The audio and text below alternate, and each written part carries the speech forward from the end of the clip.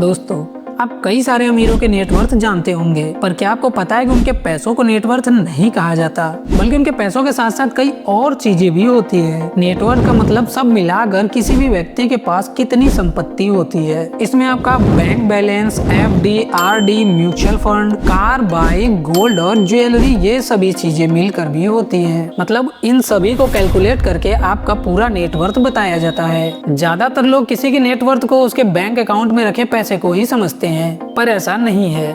आपको जो नेटवर्थ बताया जाता है उसमें उस व्यक्ति का सारा कर्ज निकालने के बाद नेटवर्थ बताई जाती है। जैसे आपने किसी भी तरीके का लोन लिया है, या आप कोई ईएमआई भर रहे हैं, या होम लोन लिया है, ये सारी चीजें आपके संपत्ति से घटाकर तब आपका नेटवर्थ बताया जाता है। मतलब नेटवर्थ यह बताता है कि आपके पास प्योर इतनी संपत्ति के मालिक है, उसमें कर्ज वर्ज नहीं होता।